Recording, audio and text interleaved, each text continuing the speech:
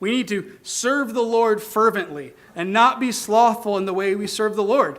I think we all know that we assume and expect that people serving in the church are serving the Lord, and you ought to focus everything that you do in the church as serving the Lord. But we also serve the Lord with every other part of our life too. Everybody's vocation is a vocation to serve the Lord. Everybody's. Everybody who is either supports their family by working or by taking care of their family, whatever vocation you have the vocation of serving the Lord. And Colossians 3:23 through 24 says, "Whatever you do, do it heartily as unto the Lord." And so I wonder, do we do that? Are we slothful in our zeal to serve the Lord in every aspect of our life? From the friendships that we have, to the family moments that we have, to the careers or the jobs, or whatever we do during our day, our normal day-to-day. Are we slothful in our zeal to serve the Lord and make that day-to-day honor the Lord? Or are we fervent in the Spirit to make each and every day as a living sacrifice to God? Each and every day is serving the Lord.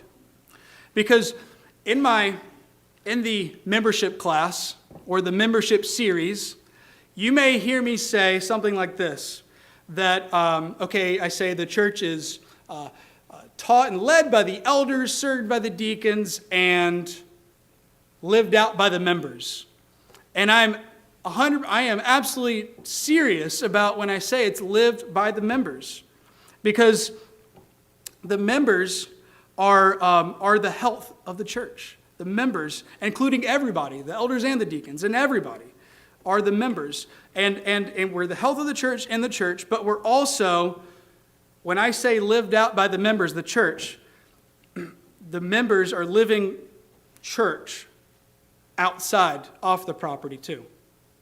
And so, are we living with fervent spirits as the church, away from one another as well? Are we living out what God is calling us to do? There is have you guys seen a couple? There's only been, I think, 2 or 3 football games, college football games, the past few weeks, okay? Some teams have played 3 games, I think, some teams 2. Well, if you've paid attention to even a little bit of college football, you've probably heard about the least slothful and most fervent in a competitive spirit team going right now would be the Colorado Buffaloes. And have you heard of this? Okay, if you've paid attention to a little bit, you've probably heard of, they call him Coach Prime. So Deion Sanders was known as Prime Time when he played. And so now he's a coach. He had been coaching at Jackson State. He moved to Colorado. That was a big, it was a big shock to the system because he was just a little unconventional. And honestly, I think the AD kind of went out on a bit of a risk hiring him because he is so unconventional. And he came in and he gutted the whole team. He got all new players through the new system that they have, the new, somebody help me with the name, the transfer portal. Thank you. And so he did it all different, okay? And not only did he do it all different, but every single clip of him talking, he is all about his guys. He is all about his players. He's all about them doing excellent. He is talking all about them supporting one another too. And so I just think what a great example of now I haven't seen all the clips, so maybe there's a clip of that he's not saying good things. I don't know.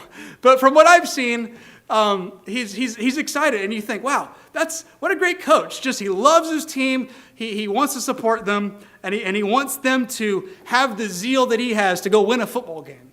He wants them to be fervent, to put in the hard work. Like, honestly, he put in all of his career and probably still puts in his work as a coach. And I think, how much more can we be full of zeal for winning souls of the Lord? How much more can we be full of zeal to live in a way that glorifies God? How can we be fervent in our spirit to capture what it means to have the Holy Spirit living inside of you? To prove that. And so now they have been winning, like doing an amazing job, and that's why everybody's so excited about them, and why his zeal doesn't just fall flat because they actually win, but I think that we need to be people of zeal and fervent in spirit.